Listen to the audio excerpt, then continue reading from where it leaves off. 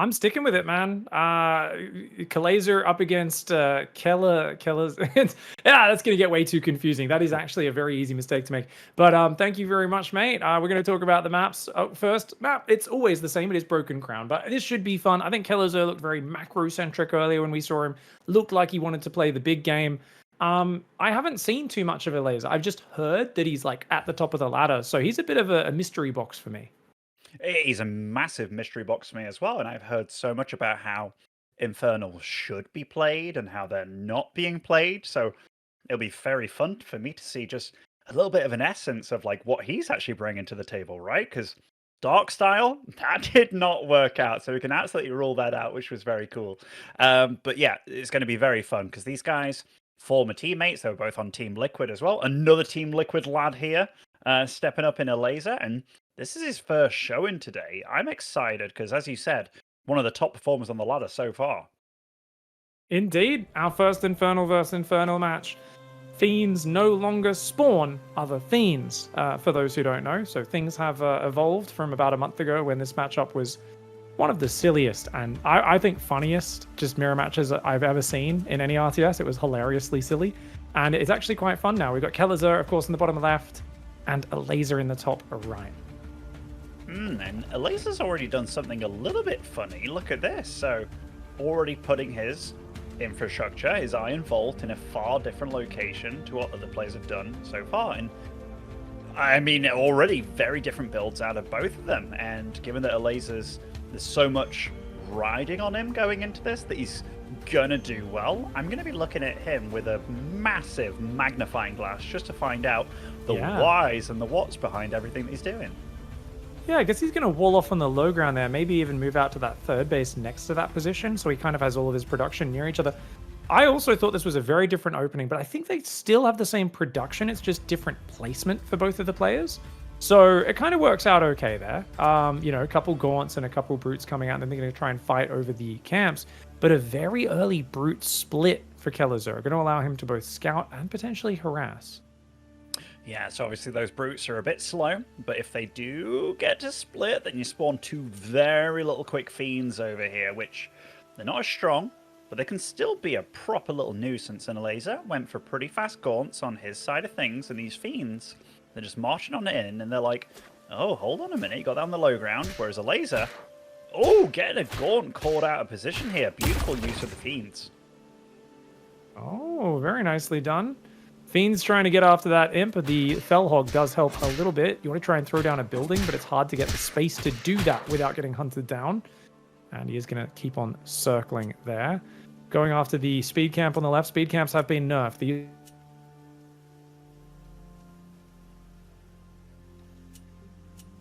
Oh, are you back, Piggy? I heard the voice, and then I didn't hear the voice. Anyhow, just while I start off with this, so Elazer very quick to take out that far left base over there. I don't think he picked up the aura with it, but so far we can definitely say that Kelazhur's been pretty damn decent with his opening. Also, the harass that he got to get going there, even getting a Spire here over in the middle, spreading that shroud very nicely. And Elazer's probably a bit like, what on earth is going on in this game? You're already throwing something very, very crazy at me.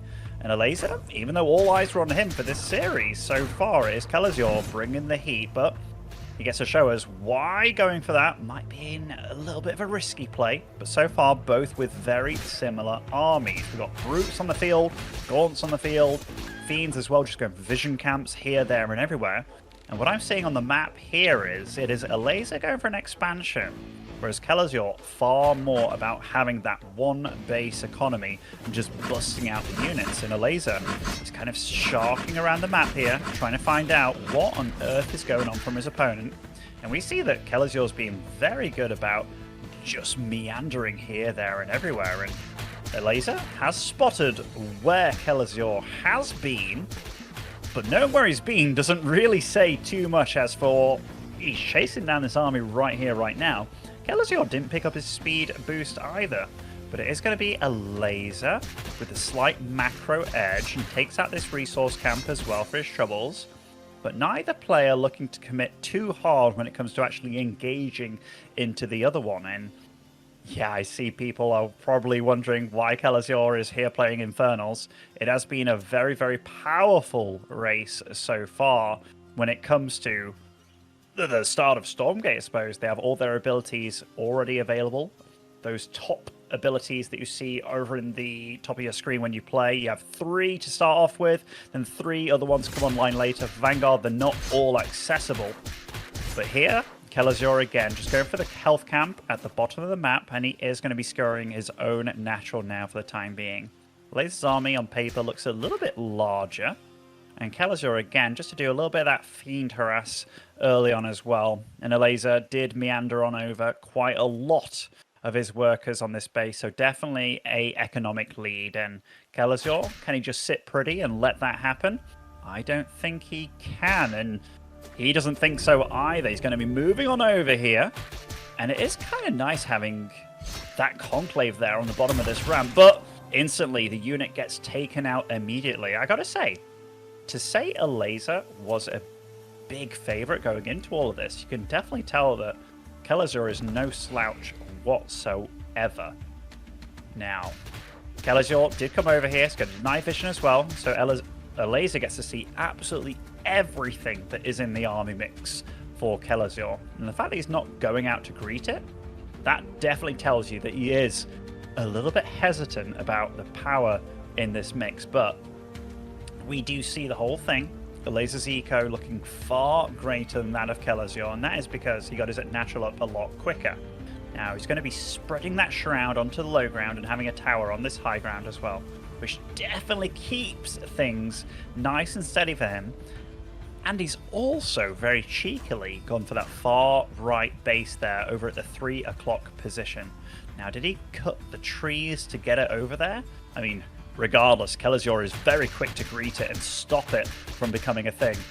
Although I say that, will he be able to? No, it has to get the cancel on. And Piggy, did you join me again? Yeah, I am not able to see the feed for just a second, but apologies there. A bit of a tech issue for me, and I will be back in to be able to see the game right about now. So we are at about 6 minutes 33. Should be nice. Nice there in game. We've got Imps. What's been going on, mate? Catch me back up. I tell you, well, there's a bit of action going on here. Big drop with a lot of gaunts here going on in the natural of Kelazhur. Now, Kelazhur's had a big army, but his expansion was a lot later. And look at this. It's a juicy spot for Elazer to be fighting. He's got towers in the back line as well.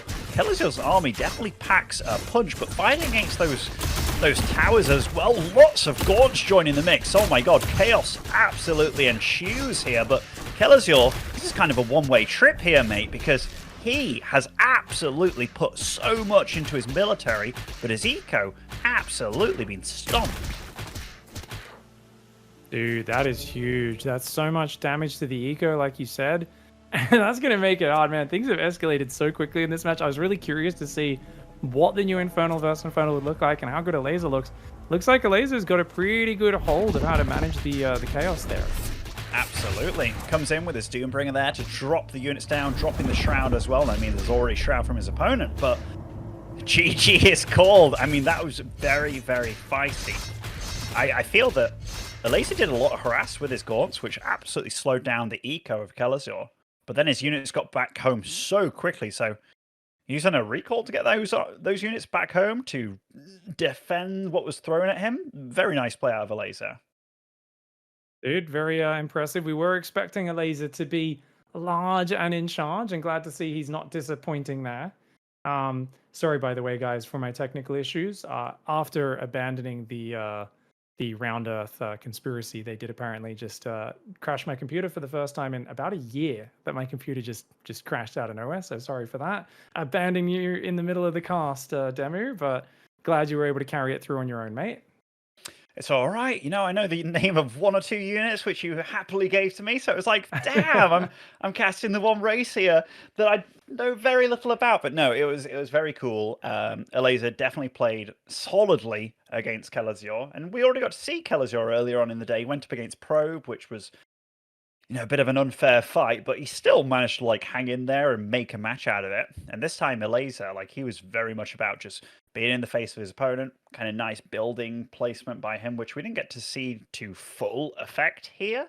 but we definitely got to see him utilize the drop, the Doombringer there, to great effect. And just the fact that you can be in the face of your opponent very quickly, deal a lot of damage very quickly as well. And getting his eco online so much faster. Like, Kelazhur was very late to getting his natural damage. Absolutely stumped him, it feels like. Kind of feels like it's almost more explosive, the drop, because the imps, even though they've got the white armor and the regeneration, they don't have like the Bob overcharge. And we could see like a mixture of sentry posts as well as the Bob overcharge, really making it, I think, kind of strong for the Vanguard player if they react quickly to handle the drops. And the drop was more of a pinning maneuver rather than a damage dealer. But if there's fighting going on the other side of the map, there's a drop in your base, you're trying to fight with imps, they don't have that overcharge, they can fall apart. And once the fiends start spawning, it's of course very, very scary. No, absolutely. Like, they both went for very similar armies early on there. It was just Elazer was far more comfortable getting the expansion up and running a lot quicker than Kelazhur was. And also, yeah, I think these drops, there's one thing I tend to do, Pig, when I'm comparing games that I play a lot of, where I'm like, if Medevacs dropped instantly their whole load, I'd be like, oh my god. I mean, people already complain about Widowmines enough in StarCraft 2, right? Imagine dropping like all 4 kind of thing. Or dropping 8 Marines. It definitely looks very scary going up against that. And yeah, Kelazhur just had to abandon ship, and then he was put in this all-in position there. Second map, it's not going to be Jagged Moor. I have to look at it sideways here. Secluded Grove to keep things going. So that map with that big base in the middle that we saw the players sort of get to. Saw Skillers get a little bit trapped in there. It's going to be a very fun one here with the Infernals. It's so huge if you get that base, double Therium, double Luminite, but it's so dangerous and it's such an obvious spot to fight over. Yeah, it was kind of annoying when the Vanguard versus Infernal match we saw in this match earlier. I was expecting to see maybe a sentry post push through the forest or something from behind the kind of forest third base that people are taking. Didn't get to see that in this matchup. I actually can't remember, by the way. Maybe one of our admins can remind us. I think we might still have offensive Shroudstone banned in this matchup. Actually, I think it got taken out in the last patch. So people can correct me in Twitch chat if I'm wrong on that. But I believe previously you could use your ability to throw Shroudstones down on your opponent's Shroud as well. And I don't think that's in the game anymore. But it does look like we'll probably just see a bit more of that back and forth action. If Elazer's good with that drop, this might just be the play he does every game. I mean, why not? It's very powerful, and it's spawning over in the bottom left-hand side. As our blue Infernal player, it is Kelazhur. And of course, up on the other side as well, we do have his opponent, Elazer. And it's going to be interesting to see where this goes, because it is a very, very big map in terms of rush distance. There's a lot of resource camps, but they're in the corners, so it's kind of bit isolating to get there. And once again, trying to get that Iron Vault on his expansion very early. Elazer enjoying the forward production facility and just protecting his Gaunt production in the back, while Kelazhur just throws them both down in the back. Yeah, it's just one of those things. Like, players will obviously learn to optimize things. Now, for those that don't know, Elazer, a very solid StarCraft 2 player, was one of the first guys that was going for an Elazer pool, which was putting your spawning pool as far out in the creep as you possibly could, for a bit of vision, but then Lambo started doing it as well, which was his teammate.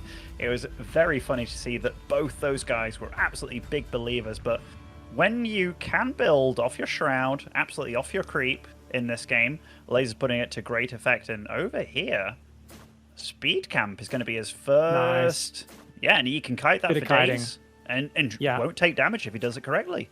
Because and look at that. You see how it infests all 3 of them. And remember, it does percentage-based damage, 1% per second.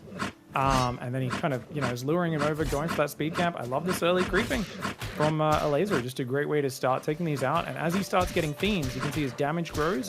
Fiend Ambush comes in for Kelazhur. Can he steal the kill?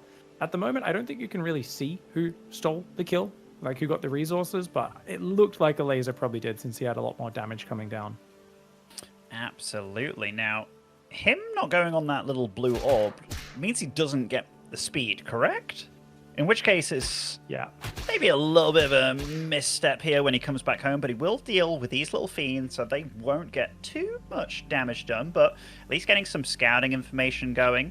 Still no natural going down for either player thus far, and Kelazhur will be following Elazer's footsteps here, going for that speed camp base as well. Yeah, cool to see. They're both just kind of taking these speed camps for now, getting their fiends up, and I was mentioning before the offensive Shroud Stone that did get patched out in the last patch, by the way, update from our admins. So they did, of course, remove the rule that was in there previously in the qualifiers saying you can't do that. It has been fixed on up. Second speed camp going in. As you can see, the blue speed boost that DeMu was pointing out there, making those units a lot faster. 4 dudes on Therium. It's a lot of Therium mining to not have the Luminite maxed out. This is a lot of units on that one base production. Kelazhur's trying to expand. Gonna go for the healing cap, which is very tanky. Normally it's hard to kill that. Because he's got so many fiends, Elazer's like, whatever, man. Extra resources, get a bit of healing, let's go for it. Absolutely. It feels like Elazer is maneuvering around the map just a tiny bit faster than his opponent. I like this, though, from Kelazhur. Look at that, using a cheeky little imp over here to go and mine out that forest, so he can just go to the other side immediately. So, yeah, it's not all about Elazer, is it? And Kelazhur this game with a far faster natural than the previous, and doesn't look like he's going to be left too far behind in that regard. So a far closer game here already between these two. Going to be seeing how it evolves on a bigger map. You can't kill the opponent as quickly here, even with an advantage, but doing things like taking the vision camp outside their base gives you such a big information advantage, and that's why that's very nice for Elazer. Going to take his opponent's health camp as well. Says, yep, any money is good money for me. Rocket deer be damned. This is the one that messed me up yesterday. I was like pulling my units away, but then the rocket came and I was like, oh my goodness, that is not what I expected to be flying out of a deer.